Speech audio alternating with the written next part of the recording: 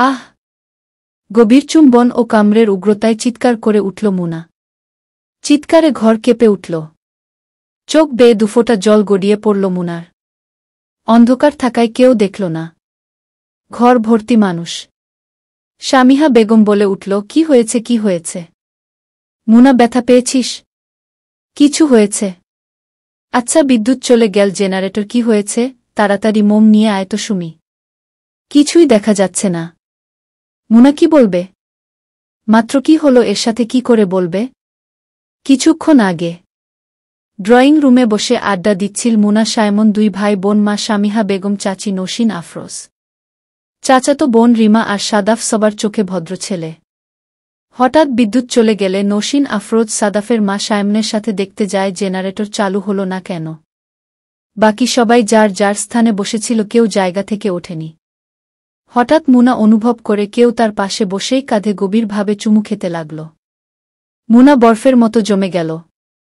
এমন কামনার স্পর্শ সহ্য হচ্ছে না মুনার। হঠাৎ জোরে কামড় বসিয়ে দিয়েছে সেই ব্যক্তি। মুনা গায়ের স্মেল বুঝতে পারে আর কেউ না, সাদাফ ভাইজা। কামড় দিয়েই সাথে সাথেই সরে নিজের জায়গায় বসে থাকে সাদাফ। ভয়ে লজ্জায় কাউকে কিছু বলতে পারে না মুনা। ব্যথায় চিৎকার করে উঠলে ও পর মুহূর্তেই চুপ হয়ে যায় মুনা।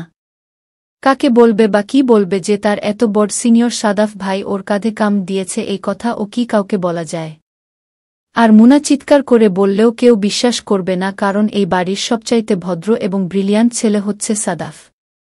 নীলা রহমান স্বভাব চুপচাপ, মায়ের ভক্ত ছেলে, কারো মুখের উপর কোনো কথা বলে না, মাথা নিচু করে হাঁটে, মাথা নিচু করে সবার কথার উত্তর দেয়। কিন্তু শুধু মুনা জানে গত কয়েকদিন ধরে ওর উপরে কি কি অত্যাচার হচ্ছে। সাদাফ ভাই দেশে এসেছে মাত্র 20 দিন হবে। 6 বছর অস্ট্রেলিয়া ছিল। বয়স 26 বছর। দেখতে ফর্সা, লম্বা 5 ফুট 11 ইঞ্চি, চশমা পরে সেই লেভেলের ভদ্রলোক। খোঁচা খোঁচা দাড়ি। কামড় দেওয়ার সময় যখন মুনার জামার গলা টেনে ধরেছিল, কাঁধে দাড়ির ঘষাতে লাল হয়ে গেছে। বর্তমান একটি মোমবাতি জ্বালিয়ে হাজির হল সুমি, সাথে সাথে এসে সামিহা বেগমে হাতে দিলেন। সামিহা বেগম মুনার কাছে গিয়ে বলল, কিরে, কি হয়েছে? মুনা এখনও কাঁধে হাত দিয়ে রেখেছে, কিন্তু কাউকে দেখাতে পারছে না। অনেক জোরে কামড় দিয়েছে, মুনা বুঝতে পারছে সেখানে দাগ হয়ে গিয়েছে, কেউ দেখলে বুঝা যাবে।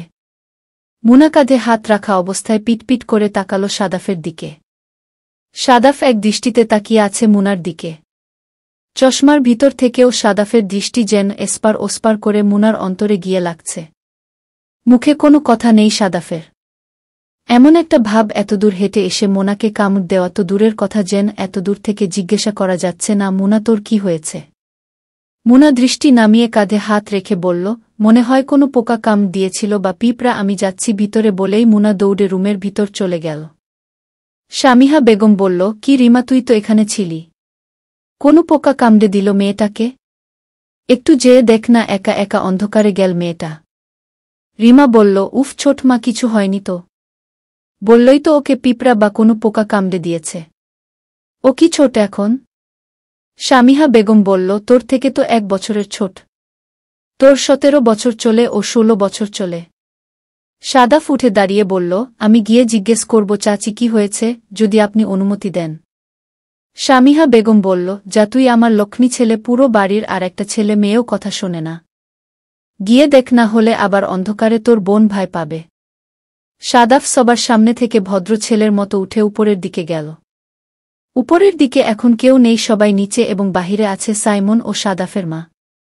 সাদাফ ধীরে ধীরে মুনার রুমের দিকে গেল। মুনার রুমে দরজা হালকা চাপানো ছিল। সাদাফ দরজা খুলে ভিতরের দিকে ঢুকল।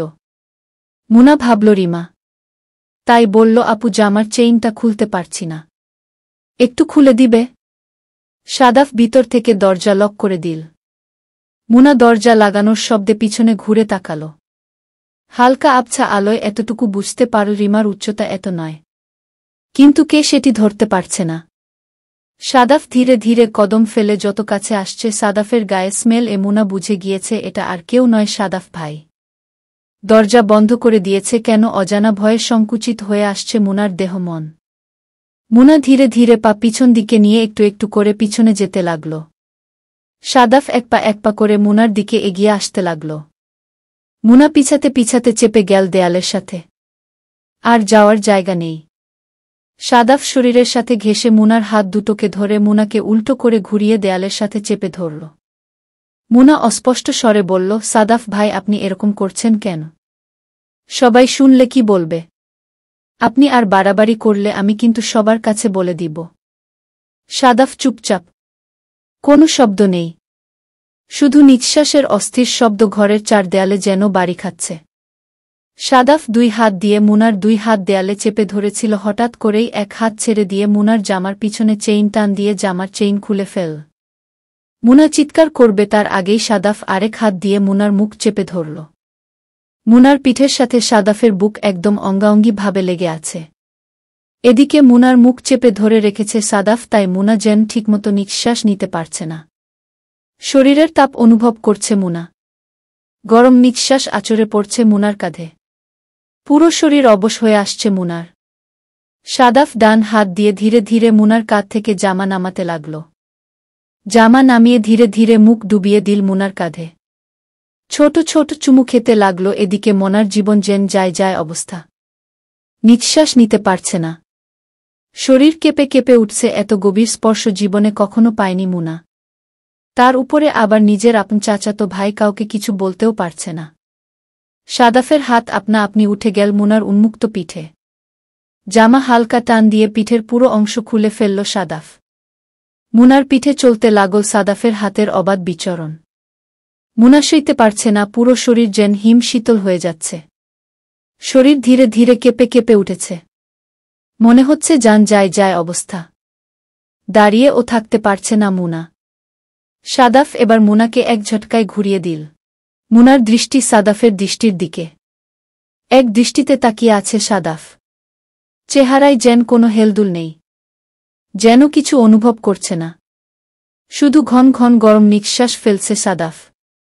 মুনা কিছু বলবে তার আগেই সাদাফ মুনার ঠোঁট আঁকড়ে ধরল। পাগলের মতো চুষে চুষে কামড়ে কামড়ে চুমু খেতে লাগল মুনাকে। মুনা নিঃশ্বাস নিতে পারছে না। না পারছে সাদাফের হাত থেকে নিজেকে ছাড়াতে।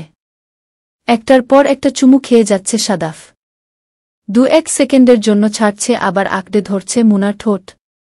মুনা যেন পাগল হয়ে যাচ্ছে, প্রায় আর দাঁড়িয়ে থাকতে পারছে না। মুনার শরীরের সম্পূর্ণ ভার ছেড়ে দিল সাদাফের উপর। সাদাফ ধীরে ধীরে মুনার কাঁধের থেকে জামা নামাবে এমন সময় মুনা বুকে হাত দিয়ে আটকে ফেল। সাদাফ মুনার ঠোঁট ছেড়ে মুনার দিকে তাকাল। তারপরে ধীরে ধীরে ফিসফিস করে বলল, খুলতে দে আমাকে। দেখব আমি? না দেখলে পাগল হয়ে যাব। দেখতে দে আমার মাতাল উন্মাদ প্রেমের স্পর্শ তোকে কতখানি কলঙ্কিত করতে পেরেছে। তোর সারা শরীরে আমার স্পর্শের দাগ থাকবে। তুই আজীবন আমার থাকবি। কেউ তোকে দেখলে আমার আদরের দাগ দেখবে তোর সারা গায়ে। তাই আমার জিনিস আমাকে দেখতে দে। উন্মদের মতো মুনার কানে গালে গলায় চুমু খেতে খেতে কথাগুলো বলল সাদাফ। নূর সাদাফকে এক ঝাটকায় দূরে সরিয়ে দিল। তারপর বলল, আপনি এরকম করছেন কেন? আপনি কি আমাকে ভালোবাসেন? সাদাফ দূরে ছিটকে সরে দাঁড়িয়ে রইল। জোরে জোরে হাঁপাচ্ছে সাদাফ। রাগে ক্ষোভে জোরে জোরে নিঃশ্বাস নিচ্ছে। তারপর নূরের দিকে তাকিয়ে বলল, তুই ভালোবাসার কি বুঝিস? আপনি আমার সাথে এরকম করছেন কেন? আর আপনি না আমার, আর বলে শেষ করতে পারল না নূর। দরজায় নক করার শব্দ হল। সাথে সাথে সাদাফ নিজেকে ঠিক করে চশমাটা হাত থেকে চোখে দিয়ে বলল, নিজেকে ঠিক কর। নূর সাথে সাথে নিজেকে ঠিক করে নিল। চোখে পানি এসেছিল, সেটাও মুছে নিল। সাদাফ এক দৃষ্টিতে তাকিয়ে রইল নূরের দিকে। তারপর 2 হাত দিয়ে নিজের এলোমেলো চুলগুলো ঠিক করে দরজা খুলতে গেল। তো দরজা খুলে দেখল কাজের মেয়েটা সুমি এসেছে। বলল, ভাইজান আপুকে খালাম্মা ডাকতাছে। আপনিও চলেন। সবাই একসাথে ডিনার করবেন। সবাই টেবিলে বইসা রইছে। বলেই চলে গেল সুমি। সাদাফ দরজা খুলে একবার পিছনে ঘুরে তাকালো নূরের দিকে। তারপর বলল, নিচে আয়। নীলা রহমান। নূর চোখের পানি মুছতে মুছতে সাদাফকে পাশ কাটিয়ে দরজা দিয়ে বের হয়ে দ্রুত পায়ে হেঁটে নিচের দিকে চলে গেল। সাদাফ ও পিছু পিছু হেঁটে নিচের দিকে আসল। ডিনার টেবিলে বসে আছে সাদাফের বাবা হুমায়ুন রহমান। চাচা ফজলুর রহমান, সাইমন, রিমা, নরিন, আফরোজ, শামিহা বেগম ও নূর।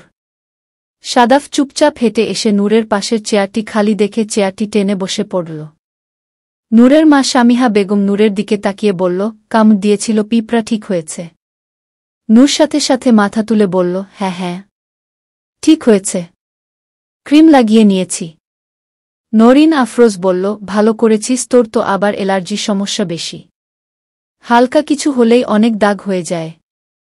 হুমায়ুন রহমান বলল, আচ্ছা মা, ঠিক আছে, খাও। খাবার সময় এত কেন প্রশ্ন করছো নরিন? আচ্ছা ঠিক আছে, আর কোনো কথা? বলল নরিন আফরোজ। শামিহা বেগম সাথে সাথে উঠে সবাইকে খাবার সার্ভ করতে লাগল।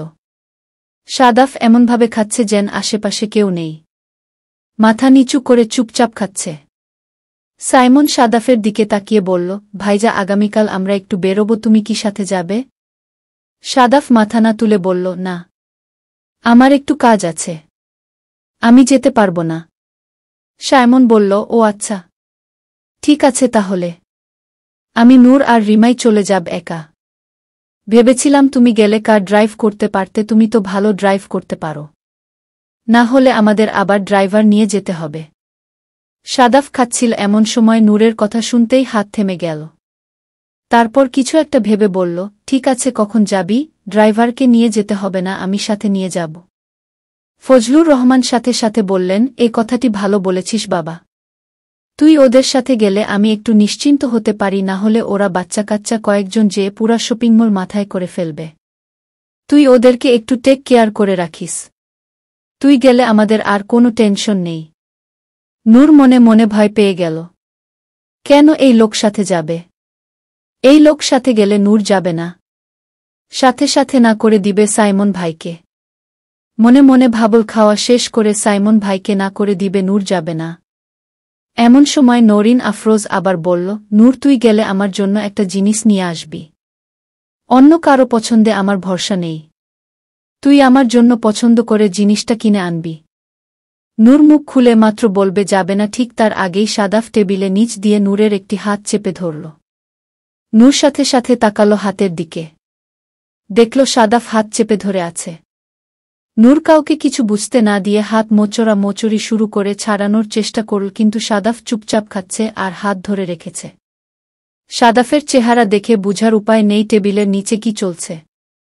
এদিকে নূরের ডান হাত ধরেছে, যার জন্য নূর বা হাতে চামচ ধরে খেতে পারছে না। নূর চুপচাপ ডান হাত অনেক ছাড়ানোর চেষ্টা করছে, কিন্তু সাদাফ কোনোভাবেই ছাড়ছে না। এদিকে বা হাত দিয়ে খাচ্ছে, তাই ফজলুর রহমান বলল, কিরে মা, তুই বা হাত দিয়ে খাচ্ছিস কেন? ডান হাতে কি হয়েছে? নূর বলল, কিছু না তো বাবা, হাতটা একটু ব্যথা করছিল, তাই ভাবলাম একটু বা হাত দিয়ে খাই। কিছু মনে করো না, হ্যাঁ? তারপর মাথা নিচু করে চুপচাপ বা হাত দিয়ে খেতে থাকল। আর বলা হলো না নূর যাবে না। একদিকে নরিন চাচি, একদিকে সাদাফ ভাই, মা ছেলের মধ্যে পড়ে পিষে যাচ্ছে নূর। মনে মনে ভাবল, কিভাবে এর থেকে পরিত্রাণ পাওয়া যায়। পরের দিন বিকালের দিকে সবাই রেডি হয়ে গাড়ির সামনে দাঁড়িয়ে আছে। সাদাফ হাতের ঘড়ি পড়তে পড়তে চোখের চশমাটা ঠিক করে গাড়িতে ঢুকেই ড্রাইভিং সিটে এসে বসল। কারো দিকে তাকালো না, এমনকি নূরের দিকেও না। শান্তশিষ্ট ভদ্র স্বভাবের ছেলে কারো দিকে চোখ তুলে তাকায় না। নূর আর চোখে একবার সাদাফ ভাইয়ের দিকে তাকাল। দেখতে যথেষ্ট সুদর্শন সাদাফ ভাই, শুধু নূরের সাথে কেন এমন করে নূর বুঝতে পারে না।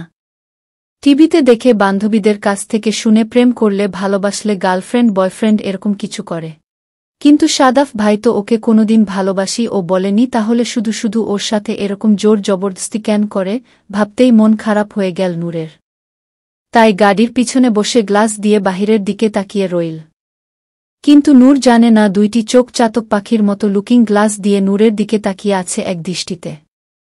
বসুন্ধরা শপিংমলের সামনে এসেই তিনজনকে ড্রপ করে দিয়ে সাদাফ গেল কার পার্কিংয়ে। ঠিক 5 মিনিট পর সাদাফ হেঁটে হেঁটে কার পার্কিং থেকে এসে ওদেরকে নিয়ে শপিংমলের ভিতরে ঢুকল। সাইমন, রিমা ও নূর সামনে হাঁটছে, পিছনে পিছনে হাঁটছে সাদাফ, যার কোনো হেলদোল নেই। এমন একটা গা ছাড়া ভাব যেন নিয়ে এসেছে, তাই বাধ্য হয়ে আসতে হয়েছে। কিন্তু কেউ জানে না, শুধুমাত্র নূরের জন্যই বাধ্য হয়ে এসেছে সাদাফ। বসুন্ধরা শপিং মলের ভিতরে এসে লেডিস কর্নারে ড্রেসের কালেকশন দেখতে লাগল রিমা এবং নূর। সায়মন দাঁড়িয়ে মোবাইলে কথা বলছে। আরেক পাশে একা একা মিররের সামনে দাঁড়িয়ে আছে সাদাফ। চোখ দুটো মিররের দিকে। বাহির থেকে যে কেউ দেখলে বুঝতে পারবে সাদাফ অন্যদিকে তাকিয়ে আছে, কিন্তু শুধু সাদাফ জানে মিরর দিয়ে নূরকে দেখা যাচ্ছে। নূর একটার পর একটা ড্রেস গায়ে ধরছে এবং দেখছে কেমন লাগছে। সেটা এক দৃষ্টিতে চাতক পাখির মতো তাকিয়ে তাকিয়ে দেখছে সাদাফ। ভ্রু কুঁচকে দেখছে সব। এর ভিতর থেকে নূরের 3টা ড্রেস খুব পছন্দ হল। তাই রিমাকে সাথে করে নিয়ে চেঞ্জিং রুমের কাছে গিয়ে দরজা না লাগিয়ে রিমাকে দাঁড় করিয়ে রাখল নূর। ও চেঞ্জ করবে এবং রিমাকে একটি একটি করে পরে দেখাবে। রিমা দাঁড়িয়ে মোবাইল টিপছিল, এমন সময় রিমার মোবাইলে একটি জরুরি ফোন আসল। রিমা ফোন ধরে 2 কদম সামনে গিয়ে দাঁড়িয়ে কথা বলতে বলতে ভুলেই গেল যে নূর চেঞ্জিং রুমে আছে এবং দরজা খোলা। ও কথা বলায় ব্যস্ত হয়ে গেল। নীলা রহমান। নূরের জামা চেঞ্জ করা শেষ। পিছনে শুধু চেইন লাগানো বাকি। এমন সময় দরজা খুলে রিমাকে ডাকবে ঠিক তার আগেই হুড়মুড়িয়ে ভিতরে প্রবেশ করল সাদাফ। ঢুকেই দরজা লাগিয়ে দিল চেঞ্জিং রুমের। চেঞ্জিং রুমটা খুব বেশি একটা ছোট নয়, আবার বড় নয়। সাদাফ 2 কদম এগিয়ে আসলে নূর পিছাতে পিছাতে চেঞ্জিং রুমের দেয়ালের সাথে বাড়ি খেল। মাথায় জোরে বাড়ি খাওয়ার আগেই সাদাফ নূরের মাথার পিছনে হাত দিল এবং আরেক হাত দিয়ে জামার চেইন ধরল। কিন্তু চেহারার চোখের চাহনির কোনো পরিবর্তন হল না। এক দৃষ্টিতে তাকিয়ে রইল নূরের দিকে। কি আছে চশমার আড়ালে লুকিয়ে থাকা ওই 2টি চোখে নূর জানে না। নূর এক দৃষ্টিতে তাকিয়ে রইল সাদাফের চোখের দিকে। ঘন ঘন নিঃশ্বাস নিচ্ছে নূর। কেমন ভিতরে যেন সর্বাঙ্গ কেঁপে উঠছে নূরের। কিছু বলতেও পারছে না। এদিকে ধীরে ধীরে সাদাফ নূরের জামার চেইন লাগাচ্ছে আর সাদাফের উষ্ণ নিঃশ্বাস নূরের গায়ে আছড়ে পড়ছে। তারপর সাদাফ হালকা একটু ঝুঁকে নূরের কানের কাছে এসে নূরের কানে একটি কামড় দিয়ে নাক ঘষতে ঘষতে বলল, এই ড্রেসগুলো আমার একটুও পছন্দ হয়নি। এই ড্রেসগুলোতে তোকে একটু সুন্দর লাগছে না, অনেক পচা লাগছে। তারপর নূরের কাঁধের দিকে জামা নামিয়ে দেখল গতকাল রাতে সাদাফের দেওয়া ক্ষত চিহ্ন স্পষ্ট হয়ে আছে। সাদাফ ঘাড় বাঁকা করে নূরের দিকে তাকাল। হঠাৎ একটু মুচকি হাসল। নূর তার কিছুই দেখতে পেল না। সাদাফ সেই ক্ষতস্থানে আরও একটি ছোট্ট কামড় দিল। নূর লজ্জায় ভয়ে চিৎকার করতে পারল না। নিজের হাত দিয়ে মুখ চেপে রাখল। সাদাফ ছোট ছোট চুমু খেতে লাগল। উষ্ণ নরম স্পর্শ দিতে লাগল। এদিকে নূর বদ্ধ চেঞ্জিং রুমের ভিতর ছটফট করতে লাগল। আর মনে অজানা আশঙ্কা এবং ভয়, কখন কে দেখে ফেলে। বাহিরে তো রিমা ছিল, রিমা যদি দেখে ফেলে তাহলে কি হবে।